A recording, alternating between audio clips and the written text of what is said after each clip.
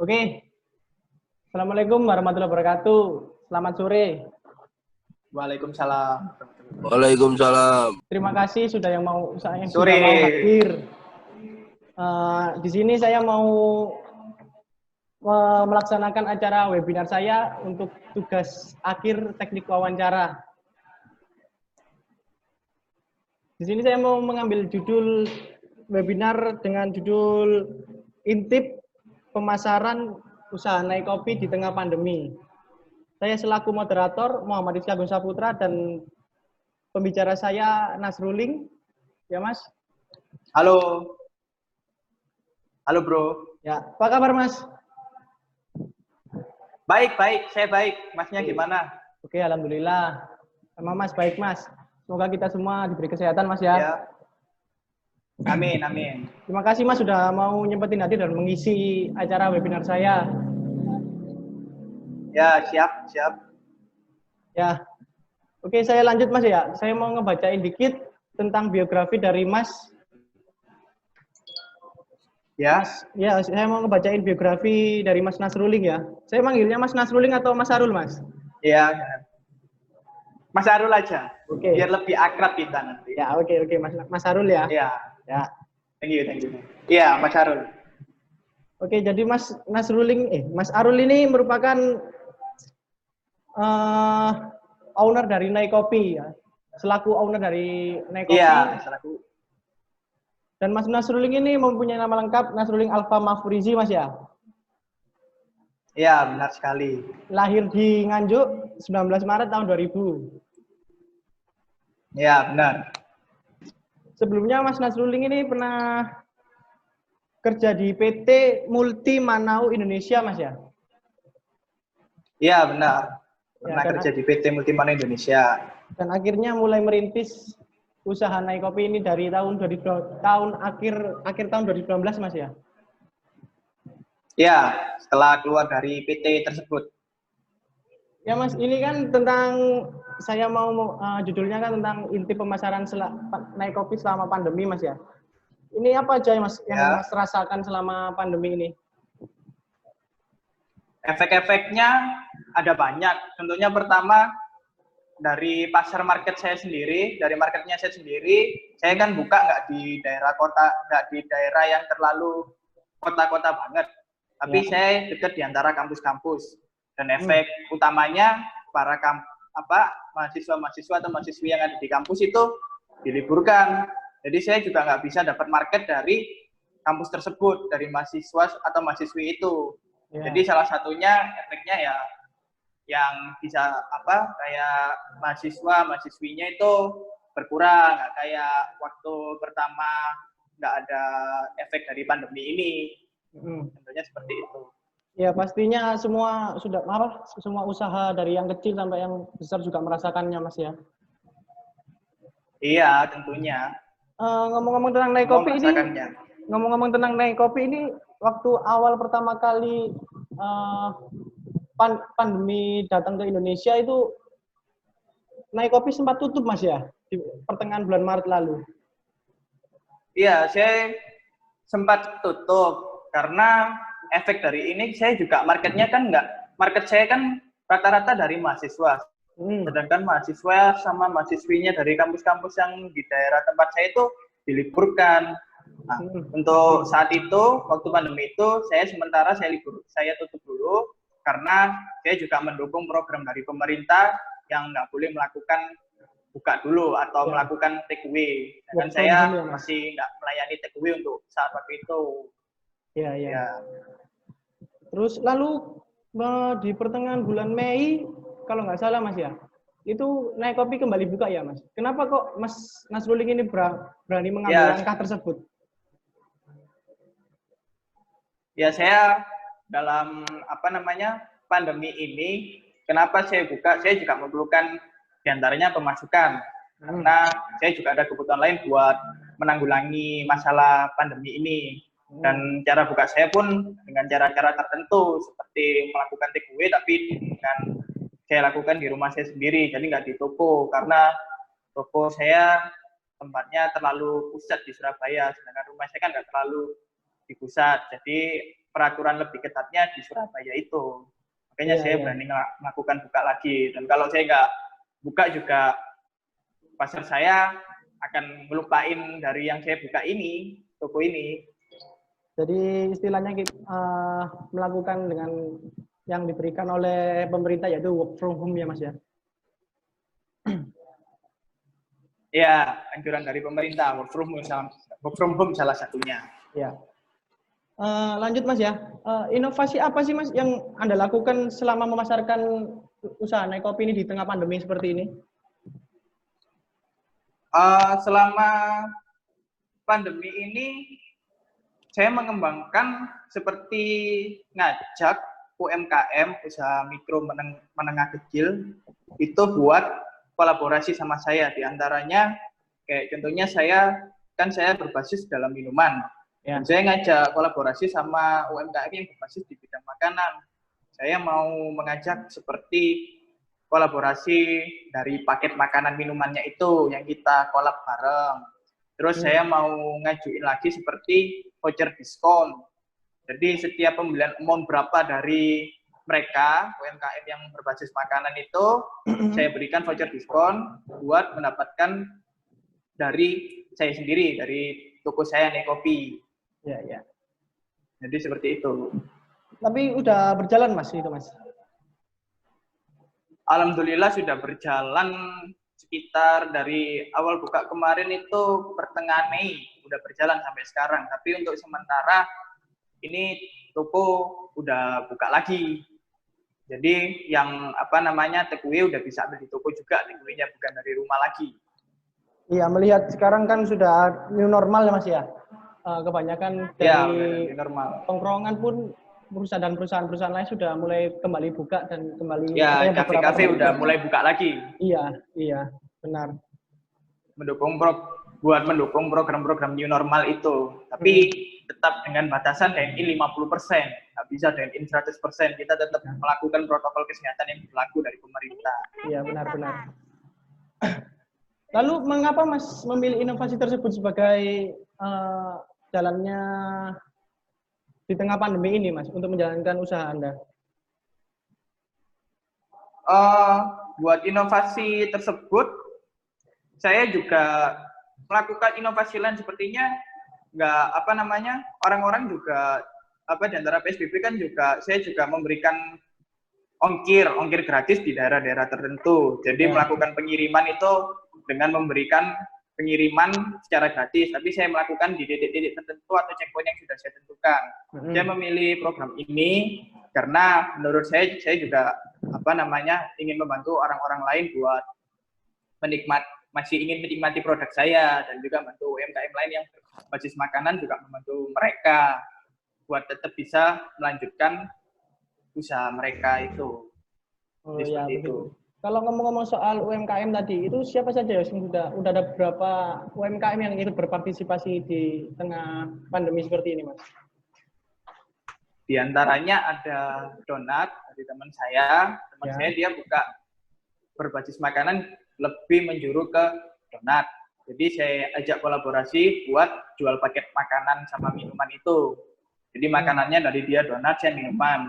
Nanti nextnya saya mau ada seperti rice bowl, terus ada keripik-keripik, tapi dengan aturan yang ntar kita bikin lagi. Buat amount-nya berapa, selanjutnya biar bisa kita tentukan voucher diskon tersebut buat di toko saya, buat ambil dari voucher saya itu. Ya lagi berusaha, ya kita harus berusaha pelan-pelan Mas ya, di tengah seperti ini. Iya. Iya. Efeknya terlalu besar pandemi. Iya Mas. Ya semua juga menjadikan susah untuk ekonomi pun di Indonesia juga semakin turun Mas ya. Iya. Ini lagi dikembangin secara pelan-pelan, makanya dilakukan new normal. Terus menerus warganya seperti ini juga nggak akan jalan ekonominya. Iya, benar. Lalu untuk pemasaran di Naik Kopi sendiri ini melalui platform apa aja, Mas ya? Halo? Sinyalnya buruk ya? Waduh. Saya ulangi, Mas ya. Mas? Halo, Mas? Sinyal dari Mas Rizky buruk ya? Oh, shit. Halo? Halo? Halo, Mas? Lu gak uling gitu? Iya, aku sih nggak punya.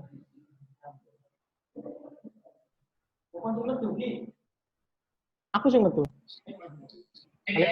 Iya, lagi lagi metu yo. Lagi wis masuk. Terus nggak suaraku? Wes, udah dengar, Oh iya, Mas. ini kita pakai melebu. Ya, lu. Ya. Sorry Mas, sinyalnya agak buruk Mas di sini ya. Iya, Mas. Wah, parah di sini sinyalnya. Ya, sorry Mas ya. Oke, dengar Mas ya suara saya. Ya, udah dengar. Oke. Jadi lanjut. Kita lanjut Mas ya. Di sampai mana ya? Ya. Oh iya. Kan di tengah pandemi seperti ini ya, pastinya susah untuk melakukan pemasaran untuk usaha-usaha yang sedang menjalankan usaha. Nah, sebenarnya untuk melakukan jalannya usaha Anda melalui platform apa, Mas, yang Anda lakukan selama work from home ini? Ya, platform yang utama diantaranya ya media sosial seperti Instagram, terus Facebook, terus ada lagi blogspot, website seperti itu. Tapi diantaranya saya lebih manfaatkan ke Instagram, soalnya Instagram yang lebih mendapatkan seperti pengunjung itu lebih tertarik dalam program Instagram itu. Saya sempat memasarkan juga, nggak melalui Instagram juga melalui antar teman juga, tidak promosi teman-teman. Dan biar supaya menarik dengan promo-promo yang saya tawarkan tadi itu seperti diskon. Jadi saya lebih mengacu kepada Instagram. Kalau dalam program pengiriman gratis itu saya melalui WhatsApp. Jadi dengan WhatsApp nanti kita bisa kontak dengan melakukan ketentuan checkpoint tertentu. Jadi dengan lokasi yang sudah saya tentukan bisa mendapatkan ongkir gratis. Tapi ongkir gratis tersebut juga dengan pembelian ada minimal pembeliannya juga. Iya. Seperti itu. Oh iya, kayak kemarin saya lihat juga di Instagram Naikopi itu kayak pengiriman daerah Sedati dan sekitarnya, Mas ya. Itu melakukan free ongkir. Ya, mendapatkan free ongkir di daerah Sedati dan sekitarnya. Apakah sistem seperti itu akan berlanjut, Mas, untuk kedepannya? Mungkin kalau sistem free ongkir tetap berlanjut, tapi nanti dilihat dengan kondisi toko juga. Dan saya melakukan ketentuan juga dengan pembelian minimal berapa mungkin nanti. Tapi pembelian itu juga ada macam-macamnya juga. Dari pembelian 2 bisa dapat diskon, misalnya total dari 30 bisa jadi 25, atau yang bisa beli 3 saya diskon berapa, beli 5 diskon berapa, jadi nanti beda-beda masing-masingnya itu. Ya. Dari sebagian banyak besar pengusaha-pengusaha kan, Mas ya. Mas kan termasuk pengusaha muda ya dalam menjalankan usaha ini. Ya. Menurut Anda dengan adanya seperti pandemi seperti ini, apa yang Anda rasakan, Mas? Respon apa? Ya, diantaranya buat buat menutupi pengeluaran itu ya harus mengeluarkan banyak tabungan juga. Jadi dari yang pertama kita nabung, seenggaknya kita udah menyiapkan dana darurat itu, dan ternyata dana daruratnya terpakai dalam kondisi pandemi seperti ini. Jadi efeknya kita yang udah punya, seenggaknya kita masih muda, jangan lupa juga buat nabung. Nah, diantaranya guna tabungan itu buat apa? Seperti di pandemi seperti ini, misalnya pengeluaran bulanan udah ditentukan, dari pemasukan udah diperhitungkan, ternyata gara-gara pandemi ini bisnisnya nggak sesuai ekspektasi yang udah diperkirakan itu. Jadi salah satunya kita harus gunain tabungan darurat yang udah kita kumpulin itu. Ya, kalau boleh tahu, Mas ya, sebenarnya harapan yang Mas harapkan jika tidak ada pandemi seperti ini itu apa ya? Yang saya harapkan dari usaha saya, kalau sebelumnya nggak terjadi pandemi, ya saya berharap supaya usaha saya bisa berkembang luas di seluruh Indonesia, bahkan kalau bisa di internasional, karena saya mau benar-benar mengenalkan tentang produk kopi dari Indonesia. Karena saya mendapatkan pelajaran dari teman saya, produk kopi di luar negeri masih kalah dengan produk kopi yang di Indonesia. Cuma kita sendiri yang kurang memasarkannya secara besar, kalau menurut saya. Jadi saya ingin mengembangkan usaha ini sampai ke internasional kalau bisa. Ya. Dan saya mau membuka cabang yang begitu besar dengan konsep yang saya inginkan. Jadi konsep harus sesuai dengan apa yang saya inginkan buat membuka cabang selanjutnya. Kalau ngomong-ngomong soal konsep tadi Mas ya, sebenarnya konsep yang ditampilkan seperti naik kopi itu konsep apa Mas ya? Saya lebih mengacu ke konsep industrial dan eco-green. Jadi dari sisi tembok-temboknya itu saya bikin industrial, tapi tetap saya ingin ke eco-green, kayak go-green lebih ke tumbuh-tumbuhan, karena saya juga salah satu juga yang menyukai tumbuh-tumbuhan. Jadi ingin mengembangkan tentang menjaga lingkungan juga. Dan rasa buat di industrial menurut saya di kalangan mahasiswa sekarang itu juga elegan. Iya, benar. Konsep-konsep industrial kayak semen-semenan gini ini Mas ya, belakang saya sini semen-semen gini. Ya, diantaranya seperti itu. Semenan itu seperti industrial juga. Oke, lanjut Mas ya ke topik utama. Bagaimana sih peminat pembeli selama pandemi ini? Kan pasti kan kebanyakan dari masyarakat kan kayak takut, parno banget dengan adanya kayak tentunya belanja online deh. Kita aja parno, takut, harus disemprot dulu kayak gitu. Nah, apa ini menyebabkan minat pembeli masyarakat turun, Mas? Kalau menurut saya, selama minat pembeli di pandemi ini, ya masih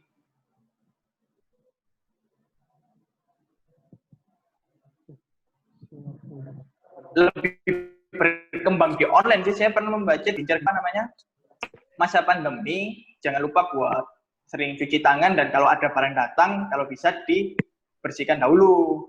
Jadi sebelum menerima barang itu lebih baik kita bersihkan dahulu supaya nggak terpapar dari virus tersebut.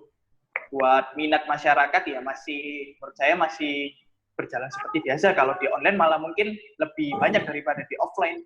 Soalnya kan di online orang-orang lebih simple. Iya. Ada melalui offline kita nggak perlu datang ke tempatnya.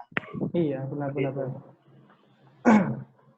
Terus kalau ngomong-ngomong tadi kan Mas, kembali lagi Mas ya. Tadi kan Masnya bilang sudah mulai membuka kembali kedainya Mas ya. Ya itu bagaimana? Udah berapa hari Mas kira-kira buka Mas?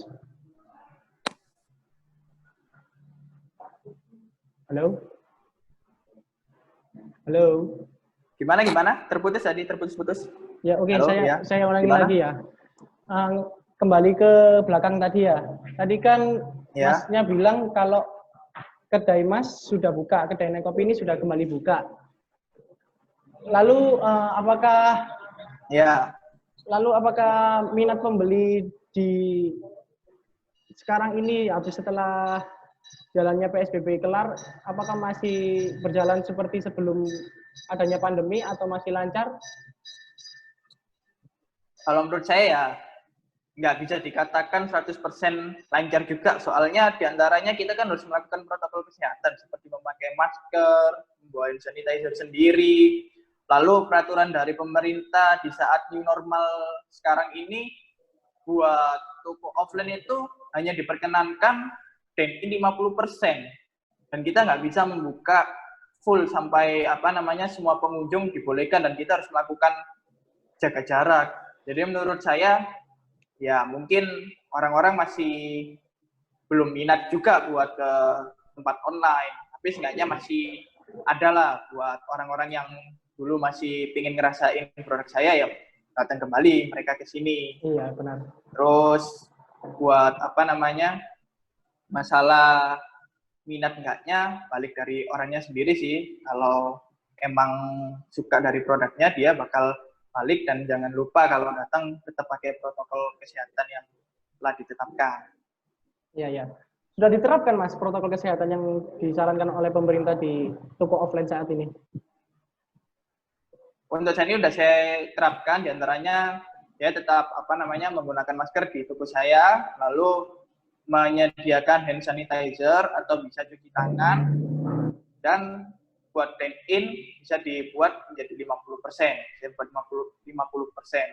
Kalau lancar enggaknya itu karena mungkin sekarang universitas atau kampus sedang Libur? ini ya belajar dari rumah ya. Ya, Jadi daring, Mas. orang-orangnya pada balik kampung, mahasiswanya lagi balik kampung semua. Ya, ya.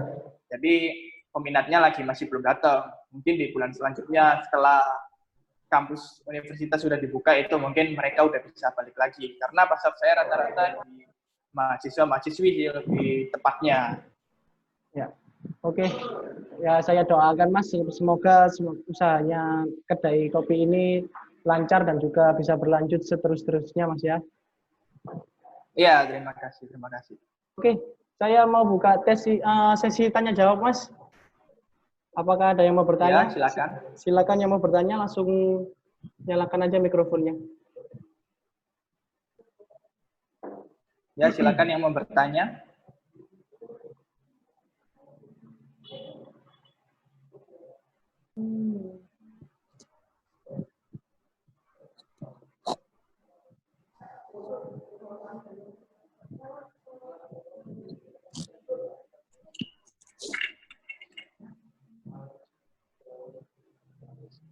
Ada yang mau bertanya?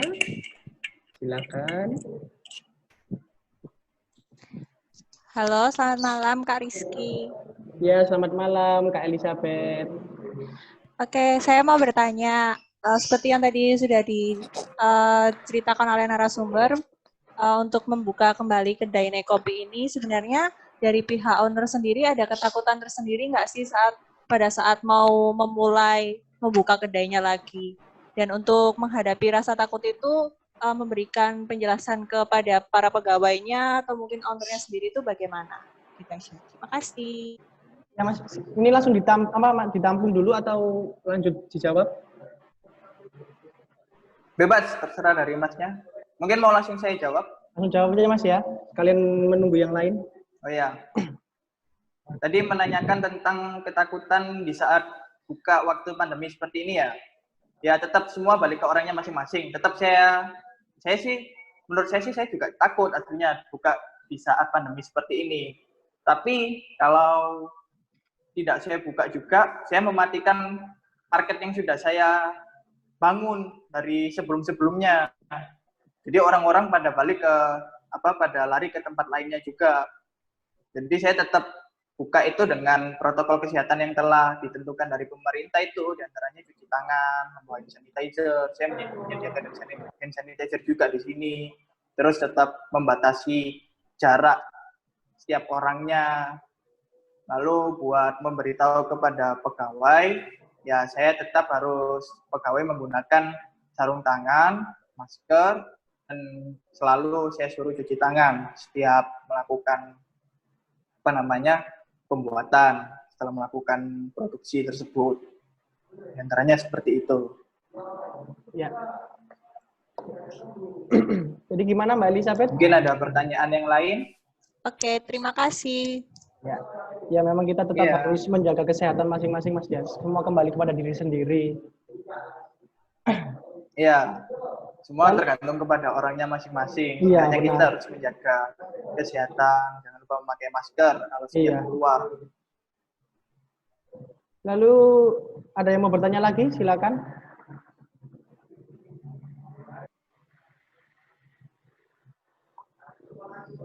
Silakan yang mau bertanya.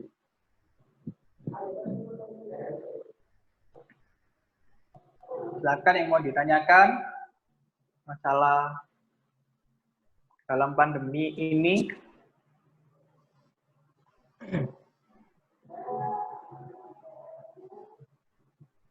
Silakan.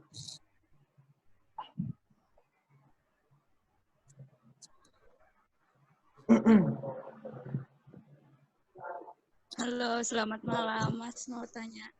Ya, silakan Mbak Rati. Ya. Silakan tanya. Selama buka kedai Naik Kopi, ada hambatan-hambatan apa aja sih, Mas, yang dialamin? Terus, ini kan masa pandemi. Hambatan yang paling berat yang Mas rasakan selama pandemi itu apa? Gitu. Terus cara mengatasinya itu gimana? Terima kasih. Oh ya. Langsung saya jawab aja ini. Ya, silakan Mas. Langsung jawab. Ya, langsung saya jawab. Buat masalah atau hambatan ya, tentang hambatan hambatan yang terjadi pada pandemi ini ya. Iya, ya, seperti itu. Buat hambatan sebenarnya saya itu juga meragukan di produksi. Soalnya kan setiap bahan juga ada masa expired. Kalau saya nggak melakukan buka atau penjualan di saat pandemi seperti ini, barang produk saya atau bahan-bahan baku saya juga bakal habis masanya. Saya akan mengalami kerugian seperti membuang bahan-bahan yang sudah expired tersebut. Makanya mau nggak mau saya juga harus buka sebelum bahan baku yang udah saya siapkan sebelumnya itu malah jadi terbuang sia-sia. Buat hambatan ya kayak dari pandemi ini ya balik ke tadi dari marketingnya itu dari mahasiswa-mahasiswi yang misalnya cuma work from home dari rumah, udah buat keluar itu sekarang juga susah gara-gara ada pandemi ini. Nggak kayak sebelum pandemi kan kita bisa bebas buat keluar, terus buat diskusi, ngobrol di tempat yang ada orang-orang ramai gitu kan lebih enak. Buat sekarang kan kita harus buat jaga jarak, jadi buat diskusi itu lebih harus terjaga dan harus tetap pakai masker.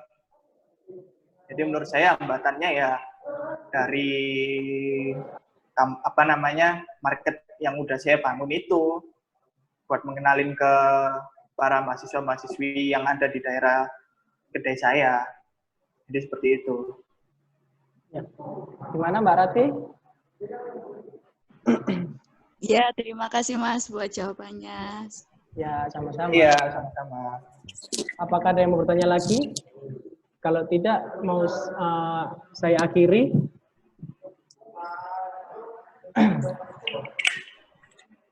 Oke, saya akhiri. Ya, silakan yang mau bertanya lagi. Ya, silakan. Ya. Jadi kesimpulannya, kalau kita mau membuka usaha di tengah pandemi seperti ini, memang harus tetap berhati-hati Mas ya tentunya. Mau tidak mau, berani tidak berani, pasti kita demi ekonomi kita sendiri juga sih, demi ekonomi Indonesia. Pasti kita harus tetap menjalani seperti itu. Supaya UMKM tetap berjalan. Iya, benar-benar. Supaya UMKM tetap berjalan juga, Mas. Iya. Enggak dari usaha yang ke atas semua, usaha menengah, mikro, kecil, semuanya supaya berjalan juga. Iya, saling membantu Mas ya. Iya. Oke, terima kasih Mas ya, Mas Arul, terima kasih telah mengisi sama-sama Mas Rizky. Webinar kali ini. Dan saya terima kasih buat para peserta yang telah hadir. Terima kasih semuanya. Saya ucapkan wassalamualaikum warahmatullahi wabarakatuh. Waalaikumsalam warahmatullahi wabarakatuh. Terima kasih guys.